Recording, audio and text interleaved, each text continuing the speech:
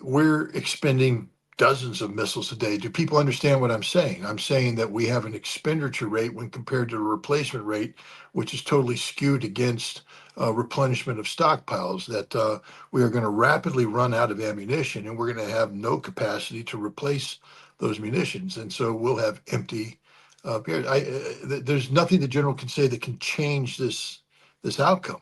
Even if we, as you know, we've done, the United States has, had Lockheed Martin and Raytheon let, new contracts for the accelerated production of the Patriot. But even if the contracts are initiated today, you're not getting a Patriot missile till 2 or 3 years down the road from this. This war is not probably not going to be around in 2 or 3 years. And whatever, if there is a war, um, you know, the Ukrainians, won't have any air defense to protect themselves. So I think the general is 100% wrong on that. I think the military math alone precludes this from being a long war. The United States will run out of ammunition, and that's the fact. The Iranians, on the other hand, appear to have their capabilities underground. They're showing no pressure to limit their strikes. In fact, the talk is that Iran is going to accelerate the missile strikes in order to, drive home,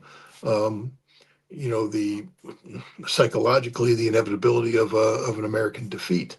Um, so I think the general is just wrong across the board. I don't think anything he said is right. I don't think this war will last long because you can't have a war if you don't have the capacity to fight this war. Donald Trump early on was talking about a 3-week war, and it's probably because in the back of his brain he remembers a briefing where someone said we run out of ammunition in 3 weeks. Every day, the headlines highlight missile launches, airstrikes, and the latest battlefield updates. But some analysts argue that the outcome of a conflict may depend on something far less visible: how long each side can sustain the fight behind the scenes. Former U.S. intelligence officer Scott Ritter believes the bigger question isn't simply who is winning today's battles.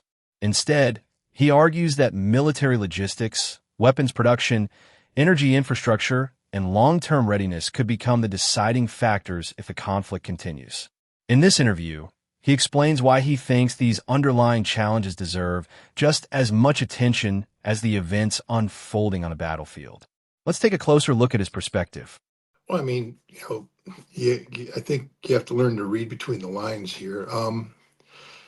First of all, let's just be honest. The amount of American casualties is also tragic for those who have died, their families, and for those who have injured. Some of these injuries are very serious, I understand. It's actually an extremely low rate of casualties given the nature of the war that we're, fighting. High profile, high stakes conflict. These are as negligible casualties as they are. So I don't lose any sleep over. It's not as though this is a blood path for American military. It's not. Which points to a couple things. One, the Iranians are not seeking to kill Americans. The Iranians are going after capabilities as opposed to going after people. And this is where the real harm is being done because Iran is degrading our air defense, making the sustainability of this conflict impossible from the American perspective. We're going to run out of ammunition and run out of the ability to defend ourselves long before the Iranians run out of missiles. Um, you know, we need to also reflect on the fact that a significant proportion of the weapons being used to strike Iran today are, ground-based weapons. The HIMARS firing the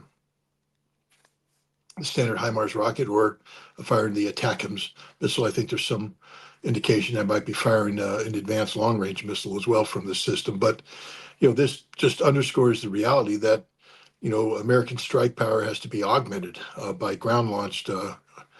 American air launch strike capacity has to be augmented by ground launch because we don't have enough weapons. And I believe the reports coming out from sources in the Pentagon, et cetera, that say we're running out of ammunition, both in terms of their ability to strike Iran and defend, which again reinforces the point that the Iranians are not losing here. The fact that the Iranians continue to be able to launch ballistic missiles in quantities, and the fact that they're hitting the targets they're aiming at, just again reinforces the point that Iran is not seeing its capabilities degraded. The United States, on the other hand, is seeing its capabilities degraded. And even if Donald Trump chooses to escalate, all that will do is deplete the American arsenal even quicker. So and then we compound all this with the fact that what this war is really about, oil, just became a major factor. Iran has not only shut down the Strait of Hormuz,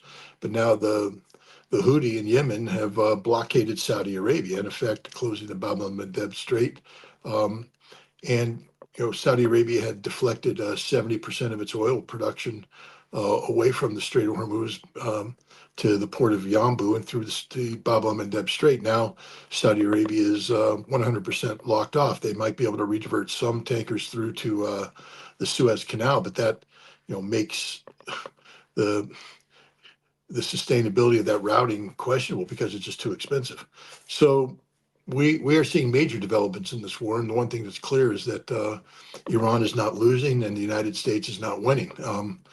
And if you project that trajectory on both lines, it signals a strategic American defeat. Scott Ritter begins by suggesting that headline casualty figures alone don't fully explain how a conflict is evolving. In his view, a more meaningful measure is whether military systems, supply networks, and operational capabilities can continue functioning over an extended period. He argues that modern warfare increasingly depends on logistics, manufacturing capacity, and the ability to replace equipment as quickly as it's consumed. Whether or not one agrees with his assessment, this idea serves as the foundation for the rest of his analysis. No, I don't think, the Pentagon has done a great job of restocking the munitions. I don't think that's an issue at all. But I do expect that we're going to be there a long time. Operation Northern Southern Watch went on for, almost 20 years, I think. So I think this is going to be something similar. We're going to have to stay there. Those guys aren't going to change their behavior. We have to adapt. And I think, we're going to have to get the Gulf states and those that rely on the oil coming from the Gulf states to help pay for this. So that's the narrative going around, that this is going to go on for a long time. Stockpiles are not an issue, and ultimately it's similar to the Iraq situation. I think very different, but your thoughts on this, Scott? Stockpiles are an issue. I mean, intellectually, you cannot support what he said based upon realities. Look, let's just deal with just baseline math. We have weapons, we fire weapons. And if we run out of weapons, we can't fire weapons. And so while we're firing the weapons, we need to find new weapons to replace the weapons we're firing. Ideally, at a minimum, you want to replace them on a one-for-one basis. But because this is war and you can anticipate potential, increases in rates of fire, et cetera, you want to produce more weapons than you expend. That's always a good thing, especially when you've taken the weapons out of other theaters of operation. It takes over 2 years to produce a single Patriot missile. Just people need to understand that over 2 years. We're expending. I think there was video that showed Bahrain firing 8 Patriots to intercept one target. But the bottom line is, the replacement rate for Patriots is a little bit more than one missile a day.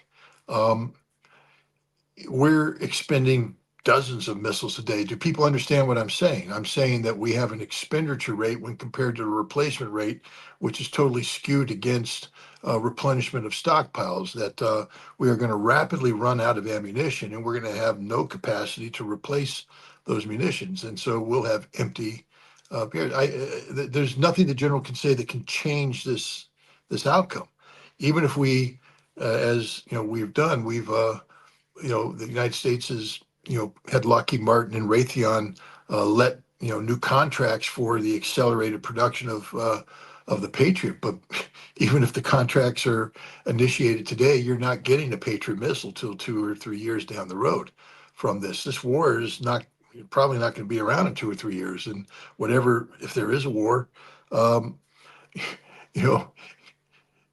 Ukrainians, won't have any air defense to protect themselves. So I think the general is 100% wrong on that. I think the military math alone precludes this from being a long war. The United States will run out of ammunition, and that's the fact. The Iranians, on the other hand, appear to have their capabilities underground. They're showing no no pressure to limit their strikes. In fact, the talk is that Iran is going to accelerate the missile strikes in order to, drive home, um, the psychologically the inevitability of an American defeat.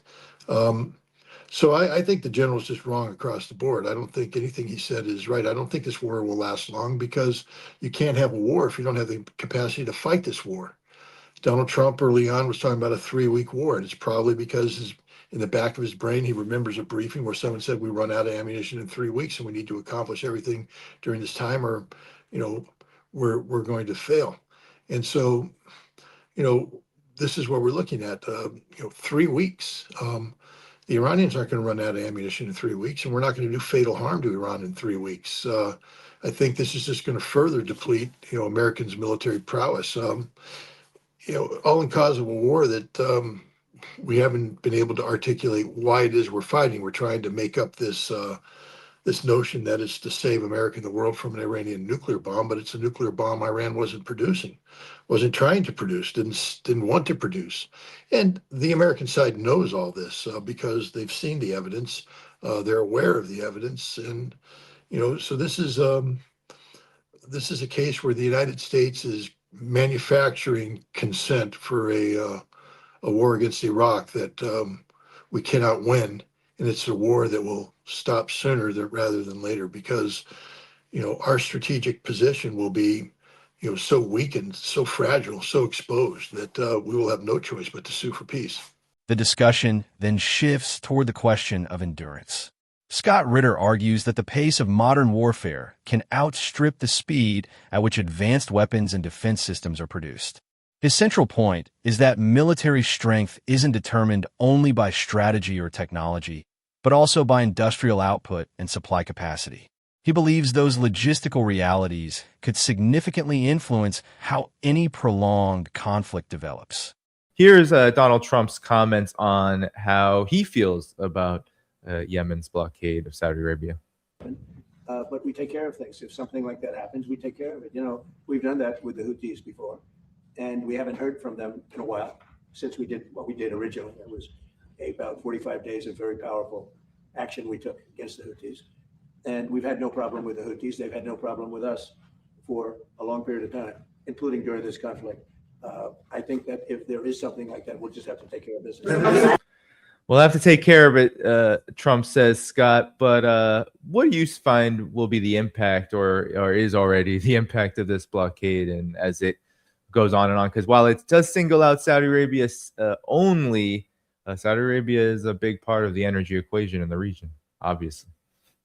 Yeah, I mean, it's smart to signal out Saudi Arabia. Remember that the causal relationship to this is the Saudi decision to effectively blockade the Houthi of Yemen by shutting down the airfield, attacking the airfield, bombing the airfield, the international airfield at Sana'a. And so now, Iran is retaliating, and they're retaliating in a way that appears to be capable of doing significant harm to Saudi Arabia's economy. Saudi Arabia, after the end of the 39-day war, which I think first week of April is when the ceasefire began. Saudi Arabia has reworked its oil delivery capabilities. So now that somewhere 70% of the oil or the refined product that's produced is shipped through the western city of Yanbu, directly on the Red Sea. By closing this down, 100% of Saudi Arabia's energy output is now impacted by this move by the Houthi and by continued fighting against the Houthi and against Iran. I'm sorry, shutting down the Strait of Hormuz, now shutting down this. But the fighting between Saudi Arabia and Yemen is what kicked this off. The Houthi didn't come out of nowhere. This is a retaliatory strike for Saudi Arabia attempting to impose an air blockade of Yemen. This is unsustainable. I mean, the fact is, we have dropped to, I think today or yesterday, we're down to 43 days on our strategic oil Ladies and gentlemen, that means that we run out. We can't. There will be there will be empty gas stations. There will be no diesel. People will be driving around and having to pull their car over because there's no gasoline to go on. It changes life as we know it. And this is the direction we're heading. And this is why what the Houthi did is so important. We also need to realize that Donald Trump has talked big about the Houthi before, bombing them, and it had no meaningful impact on the Houthi, even though they killed the Yemeni regime, so to speak, and killed many senior members.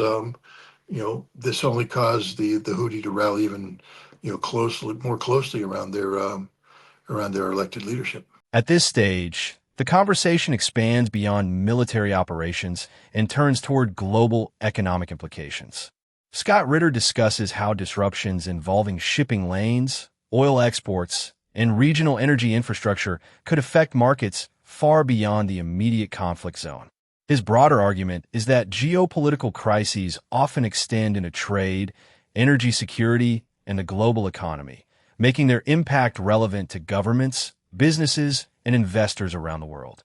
What Iran is doing is destroying our capacity to fight.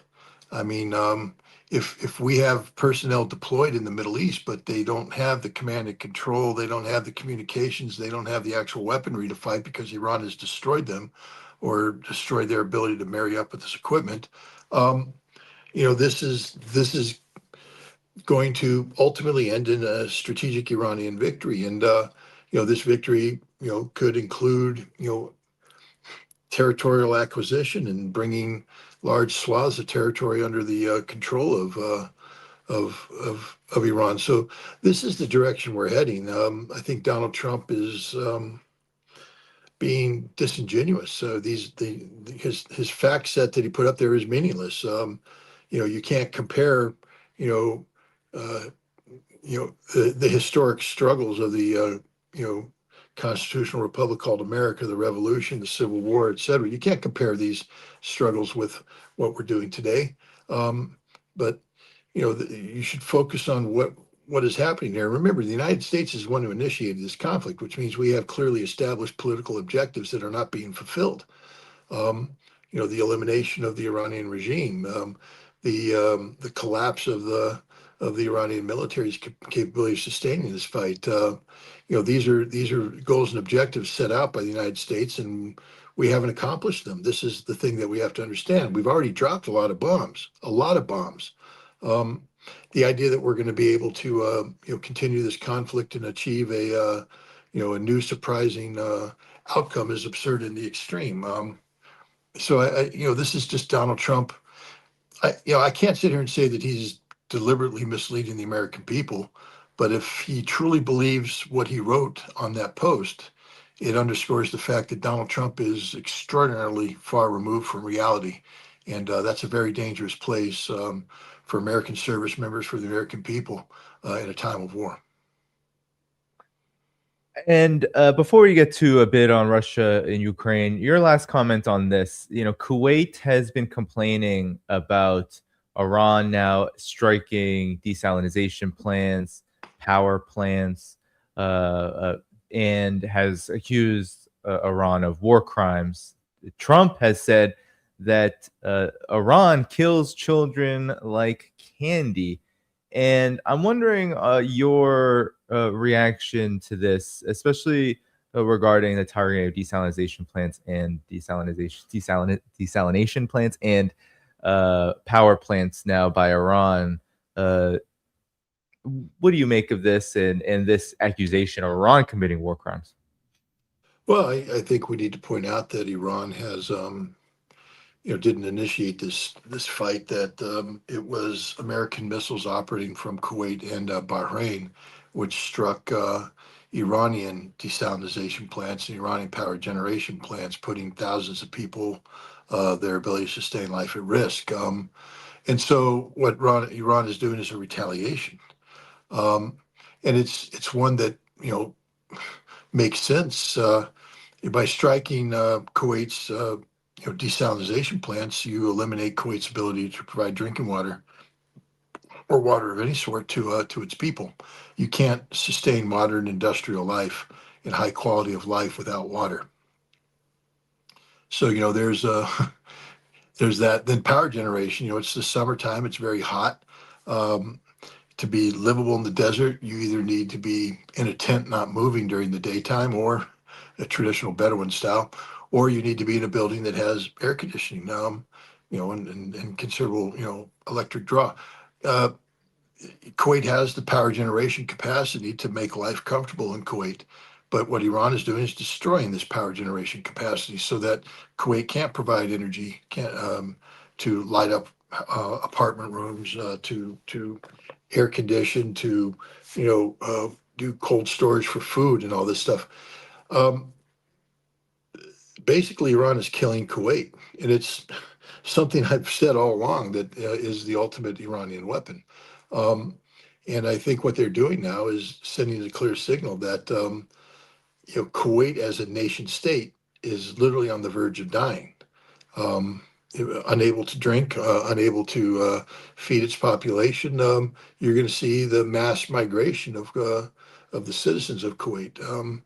And that opens up some interesting possibilities because um, there are many in Iran who understand that Saddam Hussein invaded Kuwait, calling it the 16th province of Iraq, and there's a good chance that if Kuwait is unable to provide for its people, if its people start to flee, and there's a precipitous drop in population, that Iraq may in fact make a move to protect its southern flank by absorbing Kuwait. So it's early on in the process, but this is a very interesting and dangerous development for Kuwait. In the final part of the discussion, Scott Ritter looks ahead and outlines what he believes could happen if hostilities continue. His analysis considers the possible effects on regional infrastructure, neighboring countries, and the broader strategic landscape. These observations represent his interpretation rather than confirmed outcomes, but they reinforce his overall view that prolonged conflicts can create consequences extending well beyond the front lines. No, I mean, we're living in historic time, but I would just say that people need to understand that what's happening here is not just about Ukraine or the collective West.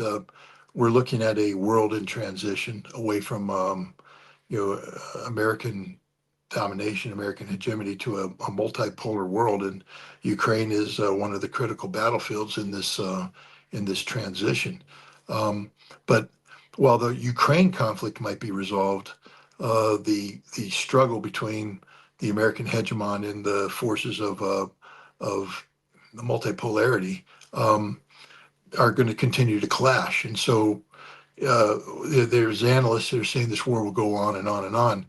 I believe that the war in Ukraine is going to end sooner rather than later. I think the Russians have a winning formula, and I think that they're going to, push us through to the bitter end. But the fact of the matter is, this conflict is much more than simply Ukraine. This conflict is the collective West against Russia, and it's going to be interesting to see how the collective West responds to defeat. We already see political turmoil inside, not just Ukraine, but in Europe itself. Um, Marine Le Pen is positioning herself for a run at the presidency against Zelensky. Um, the Alternative for Deutschland has a lead over all other political parties, including the party of Merz, and that lead's just growing. And there's elections next year, and there's a chance you'll see change there. We just saw another change of the guard in Great Britain. How long can this new prime minister hold on to? It's a fair question. But the fact is, we are seeing Europe in decline. Um, we're seeing the United States, seek to step into this vacuum, but we're tied down through, Cold War legacy ways of fighting war with Iran. We just live in interesting times. That's the thing I want to point out, and then I'll just conclude by saying that because we live in interesting times and people are thirsty for knowledge, supporting your independent podcasters, your independent journalists is more important now than it ever has been. And I encourage your audience to support you to the full extent possible, Daddy, because we need your voice. Regardless of whether you agree with Scott Ritter's analysis, the interview highlights a broader discussion taking place among military and geopolitical observers. Increasingly, attention is focused not only on battlefield developments, but also on industrial production, logistics, energy security, and the long-term sustainability of military operations. As this situation continues to evolve, these are among the factors many analysts will continue to examine. If you found this breakdown helpful, share your thoughts in the comments, and be sure to like and subscribe for more analysis covering global geopolitics, financial markets, and macroeconomic developments.